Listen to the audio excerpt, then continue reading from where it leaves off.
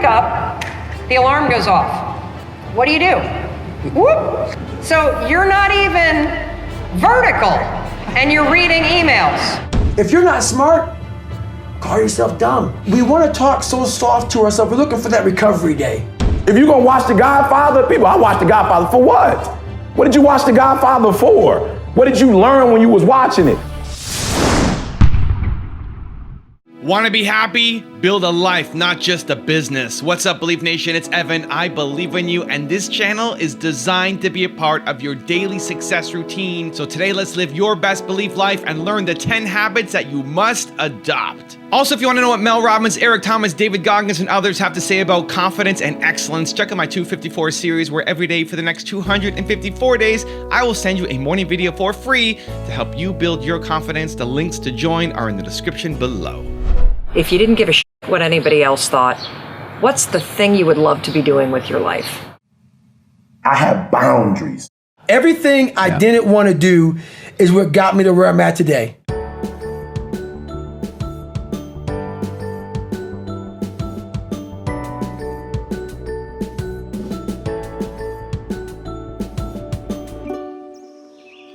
Okay, let's kick it off with habit number 1. Get rid of your phone with Mel Robbins. There is one habit that I have adopted in the last 3 years that has fundamentally changed me as a business person. And it has also changed my ability to manage my emotions so I don't get hijacked. I do not allow my phone in the bedroom. I know the research. Deloitte just did a study based on phone use alone, and 33% of people are reading emails in the middle of the night. I know that if you go to bed and the phone is right next to you, right? So you go to bed because you need your phone. You know, somebody might need you, and you sleep. You know, if this is right here and it's not closed and the blue light is on, they've done studies where they have people at a table and the researcher will put their phone on the table, not even my phone. The researcher's phone, and the brain lights up like crazy, just with the presence of a phone. The research around the phone and sleep is so stunning that if you were to adopt one radical thing today, other than the 5-second rule, try putting your phone outside your bedroom, turn off the bzz, bzz, bzz, bzz, bzz, bzz, so you don't hear it. Tell people who need to reach you to call you. My kids, I have a kid in college, a kid who's, high school, kid in middle school. If there's an emergency, call me. There is nothing happening on your phone at 2 o'clock in the morning that's important. But if you allow yourself to become a tool of this is supposed to be your tool for selling, your tool for communicating, and we're all becoming the tool. Here's the other thing, common sense-wise, that I want you to understand. You wake up, the alarm goes off. What do? Whoop. So you're not even vertical, and you're reading emails. And what is in these emails? Other people's crap. If you don't have boundaries with this puppy, it's going to impact sleep, it's going to impact how much money you make, it's going to impact how much self-control you have. And so when I put this thing outside the bedroom and I wake up, I walk over to where the phone is, it's plugged into my bathroom, I turn it off, I don't look at it yet. I give myself 5 minutes. 5 minutes before I tune into the world to actually tune in up here and say, what's the one thing I'm going to get done today that really matters to me? If you're the kind of person that feels like you don't have control over your day, that your day gets hijacked, that you can't get to the priorities, that you're always behind the ball, this one planning thing will change your life. No phone in the bedroom, turn it off when the alarm goes off. 5 minutes, 5 lousy minutes. 5 lousy minutes before you tune into the rest of the world. And if you've got the kind of job where you've got to check it, get up 10 minutes earlier. You have control over this stuff, and it is so important that you take it seriously now, because you're living at the slowest moment of your entire life. Habit number 2, change your mentality with David Goggins. So many people, before I give them a workout plan, they're talking about recovery. Everybody that hears me speak, they want to go straight to recovery. Work out first.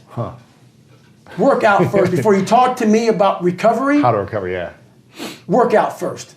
We are always looking for, like whenever I talk to people, people take my words and they put it in a way to where they want to feel comfortable. This guy, they want to put you in a box. They want to put a title on you. No, You're putting a title on me to make yourself feel better about yourself. If you read this book of mine and you see where I came from, this person was not built. This person was not made by God. Mm-hmm. This person was built. I made this person. I made this person by diving into the insecurities that life gave me. Because now they're yours. They're yours to own. If you're not smart, call yourself dumb. It's okay, because you are. But take that not as you putting yourself down. If you're fat, call yourself fat. I used to be 300 pounds. We want to talk so soft to ourselves. We're looking for that recovery day. And that recovery day is everything in your life. Everything in your life is a recovery day. We're looking for it. It's not coming. It's not coming. Mm-hmm. Get over that recovery day. And that's the mentality I took with me. And what happened through that process was all the frivolous things of life started to float away. I used to tell people lies so they would like me. Because I was so insecure. When you start to build yourself up and start to have the one thing that we don't have is confidence. Yep. Real, authentic confidence from hard work. Everything else goes away. You no longer look to other people for your self-esteem. For validation. That's right. You now know. I walk in a room now and I know the hours and years and decades I put into David Goggins. That's something, it's not on the wall. It's not a trophy on the wall. It's not a medal around your neck. It is actually a feeling in your heart. And people go, why don't you ever smile? I don't have to. Yeah, I do have a stoic look on my face. I'm a very focused person. But the feeling I have in my soul and in my heart, that's why I don't need to smile. I don't need to smile. I don't need you to look at me and say, oh my God, you look happy.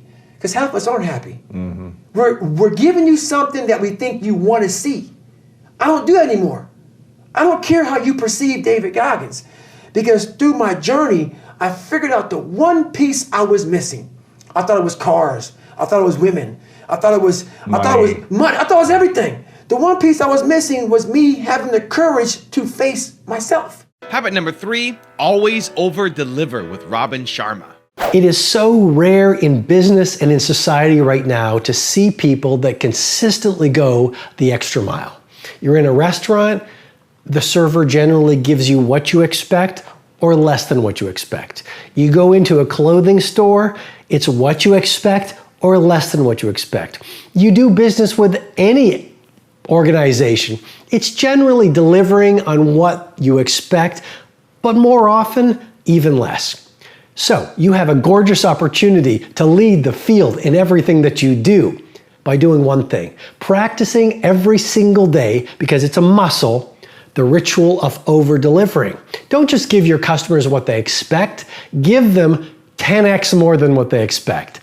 Don't just give your organization what your manager, what your boss, what the organization is expecting from you. Show something that is so rare in today's economy. Initiative. Initiative. So you're asked to do a project, give them 5 more things than they expect. You're asked to give a presentation on something, go the extra mile. Consistently dial in the daily habit of over-delivering on people's expectations, and guess what? You become a merchant of wow. You become indispensable to your organization. Habit number 4, apply what you learn with Eric Thomas. You know, you got to be careful with like this motivation in the books you read. Yeah. Like you got to be careful that you're not doing it like for entertainment. You feel me? And I think a lot of you do it for entertainment. So it's like I'm watching Serena play. That's purely, other than the fact that I'm going to take some of the content and use it, you know, to speak. That's purely entertainment.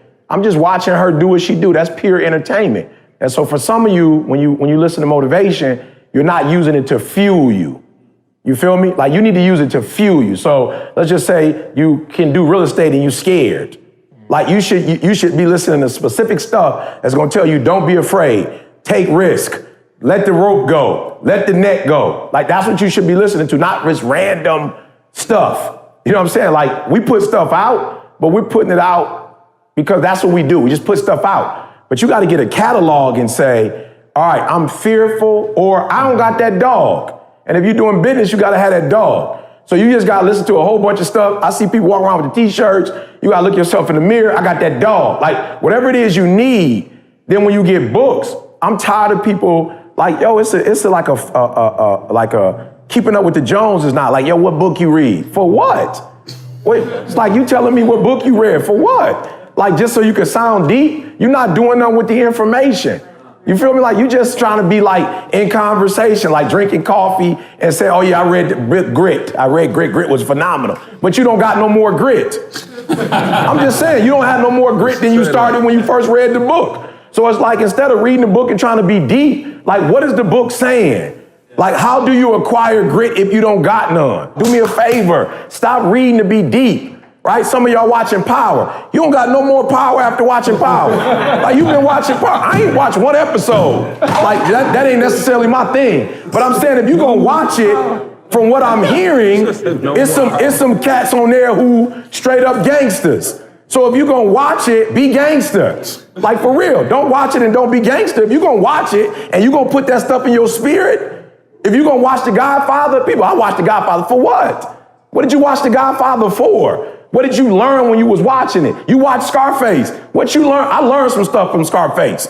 Flat out. I learned some stuff, right? And my wife get on me all the time. You don't? I'm like, yo, I seen the movie. I grew up in the hood. Flat out. It's just some stuff that I'm conscious, I'm aware of. So ain't no door gonna get knocked down on me and I ain't gonna get shot up. You understand what I'm telling you? Like, I'm aware always of what's happening. You feel me? So don't be I watched Scarface. I went to the movie and saw it. I still remember the movie to this day. I still remember with the women thing, how the woman thing messed their whole little swag up.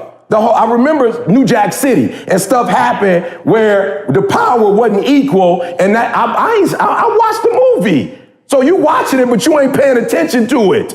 And I'm paying attention, so stop watching that stuff and not doing nothing with it. Habit number 5, fix yourself with Patrick Bay-David. The fifth one is directed to those of you that are always looking at people and saying, this person must change here, he must change here, she must change here. But there's one person you never look at, and that's yourself. So what's the solution? In 2019, make an effort to study every single one of your trends. Let me explain to you what I mean by studying your trend. The next time you're angry, get a paper and pen and write down exactly what caused you to be angry. If you're depressed, if you're agitated, if all of a sudden you're having a division with somebody you've been very good for 6-12 months, why are you all of a sudden angry at this person? Why are you taking things out on this person? Maybe you just spoke to your ex, and maybe your ex doesn't like this person, and every time you talk to your ex, he says, well, you know how he is, you know how she is, and all of a sudden you're taking it out on this person. What happened there? Study your trends on when you get lazy. Study your trends on when you get urgent, when you work harder, when you're positive, when you're happy, when you're fired up, when all of a sudden people want to be around you. When do people not want to be around you? What causes it? 2019, study yourself the way the best hedge fund managers study stocks, and look how quickly you'll start changing many of your bad habits with good ones. Habit number 6, look for positivity with Gary Vaynerchuk. You find what you're looking for. I've been giving a lot of thought to kind of just watching what I'm seeing out there in the social, digital ecosystem, and very honestly, just real life. And I'm watching so many people over the last 2 to 3 years look for negativity, look for something that's wrong, find where people disagree with them, fight, look for woe is me, downside, half glass empty. And then I go to a Twitter search or look around the world and I find ridiculously beautiful things every day.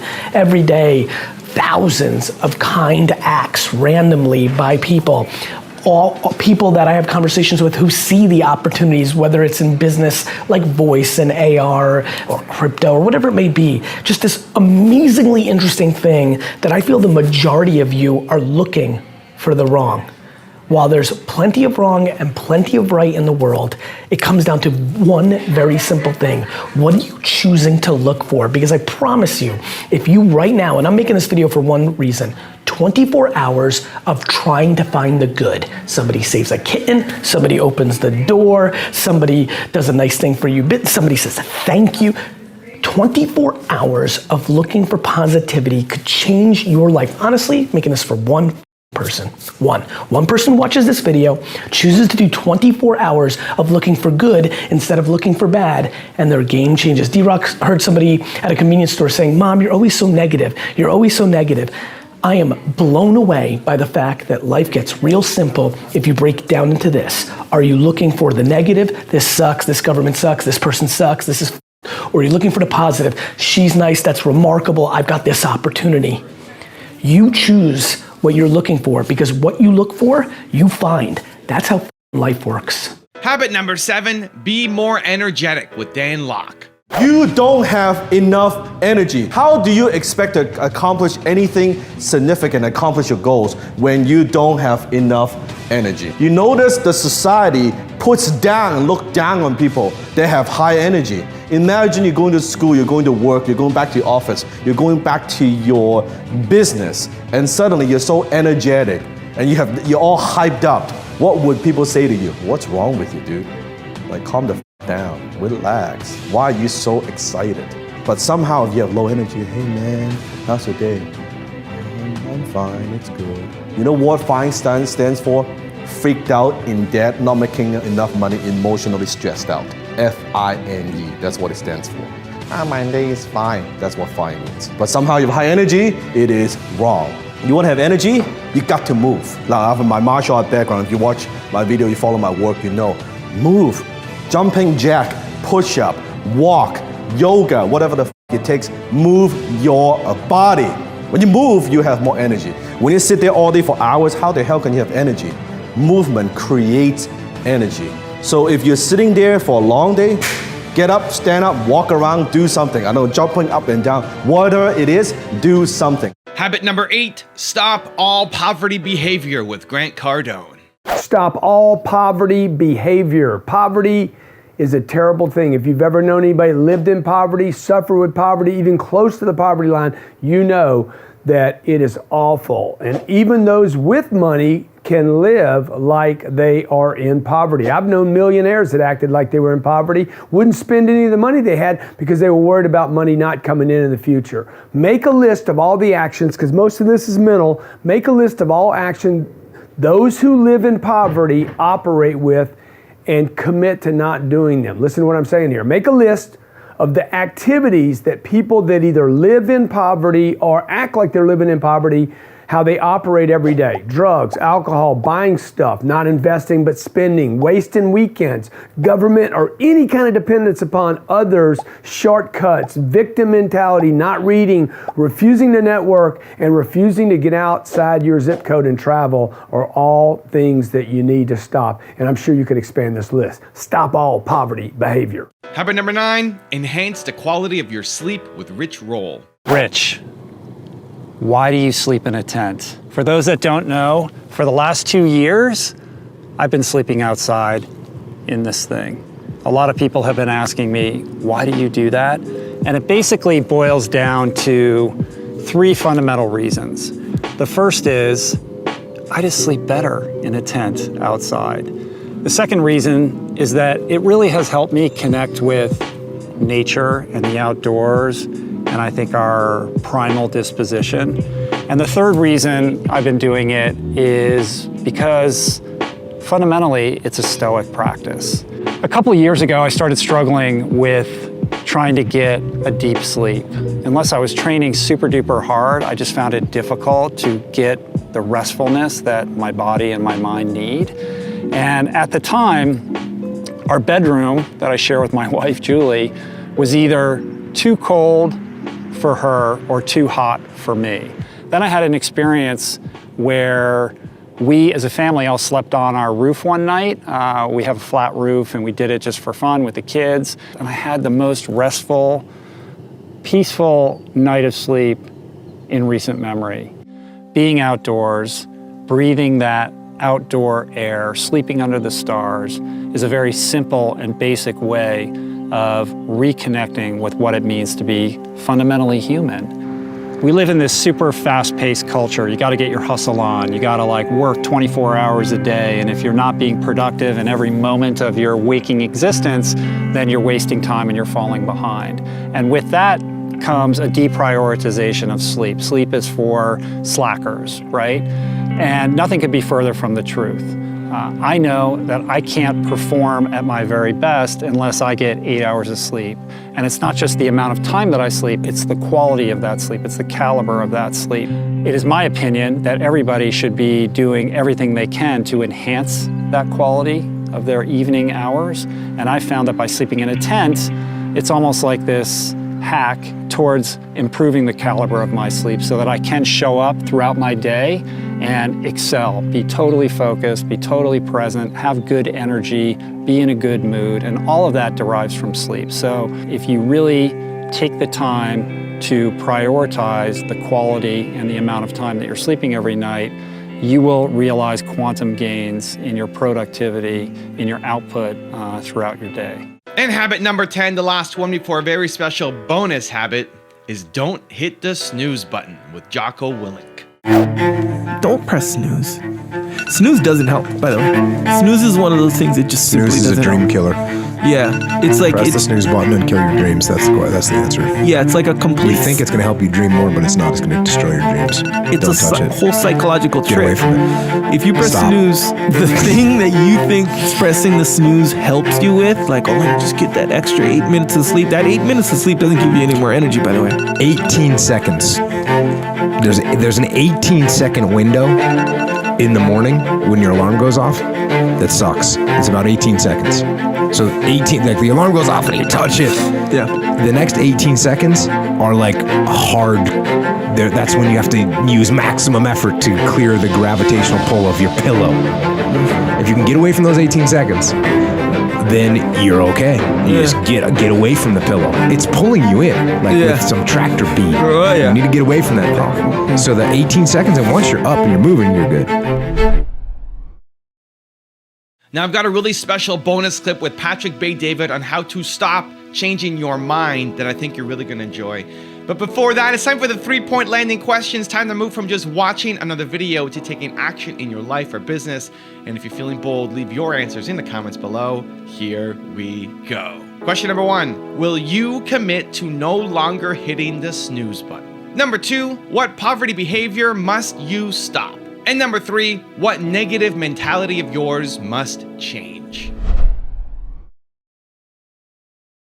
The first one is very specific to those of you that change your mind very, very often. It's a bad habit and it's costing you relationships, friendships, and success in business. Let me explain what I mean by this. No matter what business you choose to do, they're all ugly. No business is pretty. It's like a relationship. There isn't anything you're gonna do in the world of business that's gonna be all good and dandy. Nothing, not a single business. However, this is a common trend you see with a lot of people.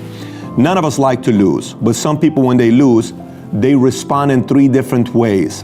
One is freeze, they don't know what to say. The other one is they go and fight, and the last one is they flight. You know what flight is? They change their minds. I don't want to do this anymore, and they run away. You know why? Because they're afraid of commitment. Very simple. In the world of business, in real world of business, if you want to win in 2019, if you keep changing your mind, nobody is going to take you seriously.